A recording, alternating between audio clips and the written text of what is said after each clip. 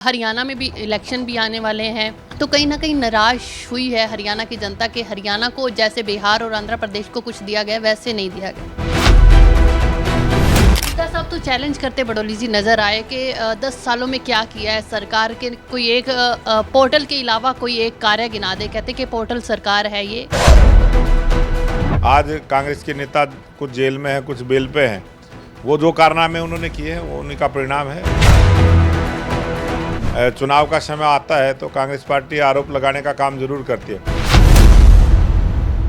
केंद्र सरकार के द्वारा आज अपना बजट जो है वो पेश किया गया। बजट में काफ़ी वर्गों को खुश भी किया गया, महिलाएं हों, युवा हों, किसानों के लिए काफ़ी कुछ दिया गया। परंतु हरियाणा को कहीं ना कहीं उम्मीद थी कि हरियाणा के लिए कुछ ना कुछ स्पेसिफिक होगा, परंतु ऐसा कुछ निकल के सामने नहीं आया। हमारे साथ हरियाणा भाजपा के प्रदेश अध्यक्ष मोहनलाल जी हैं, बातचीत करेंगे। मोहनलाल जी, हरियाणा के लिए कुछ खास निकल के नहीं आया बजट, तो कैसे देखते हैं? हरियाणा के लिए ये बजट बहुत खास है और कुछ देर के बाद मैं आपको बहुत सारी चीज़ें बताऊंगा। जी। सड़कें बनेंगी तो वो हरियाणा में भी बनेंगी, रेलवे का काम होगा वो हरियाणा में होगा, नए पुलों का निर्माण होगा हरियाणा में होगा, युवाओं को रोज़गार के अवसर मिलेंगे वो भी हरियाणा में मिलेंगे, महिलाओं के सम्मान के लिए जो योजनाएं केंद्र सरकार ने दी हैं वो भी हरियाणा के लिए दी हैं, और जो गरीब लोगों को नए मकान सरकार ने 1 करोड़ लोगों को मकान देने की योजना बनाई वो भी हरियाणा के लोगों को मिलेंगी। हरियाणा के लिए और इस देश के लिए इस बजट में जो प्रधानमंत्री नरेंद्र मोदी जी ने तीसरे काल में, ये सीतारमण जी ने जो माननीय वित्त मंत्री महोदय ने जो बजट पेश किया है ये बहुत लाभकारी है, देश के लिए लाभकारी है, देश की जनता के लिए लाभकारी है, और देश तेज गति के साथ विकास के रास्ते पर आगे बढ़ेगा। इस प्रकार का ये बजट है, सबके हित का बजट है। किसानों के लिए बहुत सारी नई घोषणाएं और करोड़ों किसानों को इसका और लाभ मिले। नए क्रेडिट कार्ड, किसान क्रेडिट कार्ड बनाने की योजना, सम्मान निधि देने की योजना, किसानों को उनकी फसलों के अच्छे दाम देने की योजना, युवाओं के रोज़गार के अवसर देने की योजना, महिलाओं के अधिकार की योजना, और टैक्स से भरने वाले लोगों को भी टैक्स में छूट देने की योजना, 7.75 लाख रुपए की जो बढ़ोतरी, और जीएसटी में भी नए प्रावधान करने की जो पहल की है।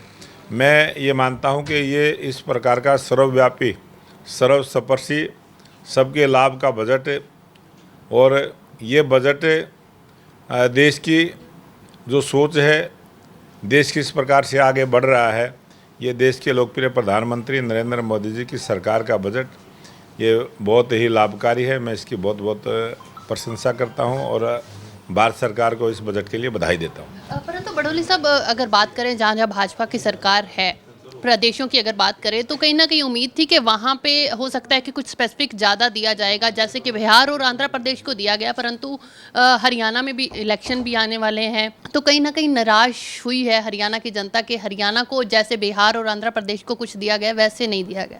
आज हरियाणा के लिए बहुत कुछ दिया गया है। हरियाणा प्रदेश की जनता बहुत खुश है, और हरियाणा प्रदेश की जनता इतना छोटा प्रांत और बड़ी भागीदारी यह हरियाणा प्रदेश की इस बजट में दी गई है। मैं इसकी बहुत बहुत प्रशंसा करता हूँ। अच्छा बड़ौली साहब, विधानसभा चुनाव का अगर हम बात करें तो कैसे देख रहे हैं, क्योंकि नायब सिंह सैनी को मुख्यमंत्री बनाया गया और आने वाला चेहरा भी उन्हीं को ही बोला गया है, वही रहेंगे? ये भारतीय जनता पार्टी की सरकार जहाँ जहाँ भी प्रांतों में बनती हैं लगातार लंबे समय तक चलती हैं। इसी प्रकार से हरियाणा प्रदेश में भी दूसरी बार की सरकार चल रही है, और तीसरे टर्म में भी भारतीय जनता पार्टी की सरकार बने, और नायब सिंह सैनी जी एक ऐसे मुख्यमंत्री के रूप में जो पूरी जनता को जिस प्रकार का मान सम्मान देने का काम किया है, सबकी भलाई के काम करने का काम किया है, 24 घंटे जनता के लिए उपलब्ध रहते हैं, ऐसे सरल स्वभाव के मुख्यमंत्री बहुत वर्षों के बाद हरियाणा प्रदेश की जनता को मिले हैं। और उसी का परिणाम है कि आज हरियाणा प्रदेश की जनता ने मन बनाया है कि इस आने वाले विधानसभा चुनाव में स्पष्ट बहुमत की सरकार भारतीय जनता पार्टी की हरियाणा प्रदेश की जनता के आशीर्वाद से बनेगी। बड़ौली साहब, बड़ी जिम्मेदारी आपको दी गई, अध्यक्ष हो आप, और आम आदमी पार्टी ने भी तय कर दिया है कि वो भी अकेले चुनाव मैदान में आएंगे, कांग्रेस अकेले चुनाव मैदान में आई है, यहाँ तक कि आम आदमी पार्टी ने तो अपनी 5 गारंटियां भी लॉन्च कर दी। ये जितनी भी पार्टियां हरियाणा प्रदेश में चुनाव लड़ेंगी सबको बहुत बहुत बधाई शुभकामना देता हूं। नया गठबंधन बसपा और इनेलो का हुआ है, उसके लिए भी बहुत बहुत शुभकामना।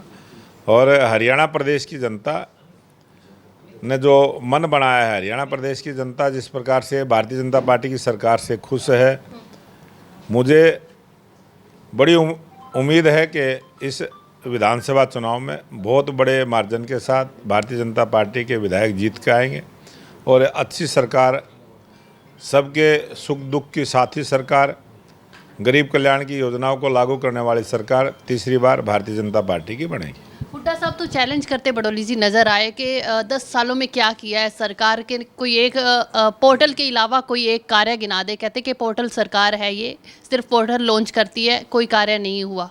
तो हुड्डा साहब ने घोषणा करनी चाहिए इन चीज़ों की, और हम मानते हैं कि ये पोर्टल की सरकार ने गरीब आदमी को न्याय देने का काम किया है, विकास की रफ्तार को बढ़ाने का काम किया है, और इसी सरकार के माध्यम से हरियाणा प्रदेश में नए विकास के जो काम हुए हैं, सबको न्याय देने का काम हुआ है, इसी पोर्टल के माध्यम से हुआ है। और ये गरीब आदमी की भलाई के जो भी काम हैं वो हमारी सरकार ने किए हैं, और इन कामों को और आगे अच्छे ढंग से और आगे बढ़ाने का काम करेंगे। बड़ौली जी, आखिरी सवाल है, कानून व्यवस्था को लेकर ओपोजिशन लगातार तंज कसती नजर आ रही है कि कानून व्यवस्था जो है वो पूरी तरह से तहस नहस हो रखी है हरियाणा में। हरियाणा प्रदेश में आज किस प्रकार से अमन शांति है, भाईचारे के साथ लोग रह रहे हैं, और क्राइम रेट किस प्रकार से कम हुआ। 2014 से पहले का क्राइम रेट और 2014 के बाद का हमारी सरकार का क्राइम रेट, वो सारे आंकड़े आज हर चीज़ उपलब्ध है और उसकी चर्चा उन्होंने करनी चाहिए। और आज कांग्रेस के नेता कुछ जेल में हैं, कुछ बेल पे हैं, वो जो कारनामे उन्होंने किए हैं वो उन्हीं का परिणाम है। और जब भी चुनाव का समय आता है तो कांग्रेस पार्टी आरोप लगाने का काम जरूर करती है, लेकिन जनता ने उनको नकारने का काम किया है। जनता जानती है कि भारतीय जनता पार्टी की सरकार ने पूरे 10 साल में कोई सरकारी स्तर पर कोई भ्रष्टाचार नहीं हुआ, सबको न्याय देने का काम हुआ है, कोई घोटाला नहीं हुआ। जिस प्रकार से कांग्रेस पार्टी ने घोटाले करती रही, और जब उनकी घोटालों की जांच होती है तो सीधा राजनीतिक आरोप लगाने का काम करते हैं। कांग्रेस अभी भी बोल रही है कि ये राजनीति से प्रेरित है, जिस तरीके से उनके 2 विधायकों के ऊपर कार्रवाई हुई है। जब इलेक्शन आते हैं तभी ये कार्रवाई क्यों होती है? ये लगातार रूटीन में चलते हैं। लोकसभा के चुनाव से पहले भी आपने देखा था, जब भी उन्होंने इसी प्रकार के आरोप लगाए थे, और जब उनके कांग्रेस के नेताओं के जो काला धन जब ईडी के द्वारा या किसी भी सरकारी जांच एजेंसी के द्वारा वो पकड़ में आते हैं, वो इसी प्रकार का आरोप लगाते हैं, और कई दिन नोट गिनने में लग जाते हैं, बहुत सारा स्टाफ लगता है। जो काला धन कांग्रेस पार्टी ने गलत ढंग से उसके अर्जित करने का काम किया है, वो सरकारी एजेंसियों की जांच है, वो अपना काम अपने निष्पक्ष ढंग से करते हैं। और ये राजनीतिक आरोप लगाना ये कांग्रेस की बहुत पुरानी बीमारी है। अच्छा, आखिरी सवाल, सॉरी माफ़ करिएगा, क्या कुछ रणनीति रहने वाली है? आप जनता के बीच में इस बारी क्या मुद्दे लेकर जाएंगे विधानसभा चुनाव में? भारतीय जनता पार्टी का हमारा घोषणा पत्र जारी होगा और उसमें हम बहुत सारे मुद्दे लेके जाएंगे।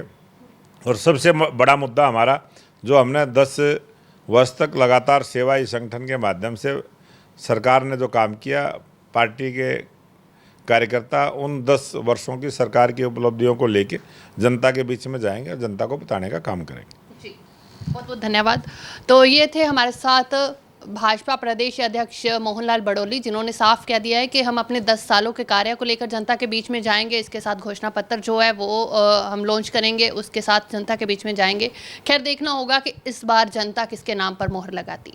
कैमरा पर्सन संदीप के साथ शालू मेरोक, चंडीगढ़।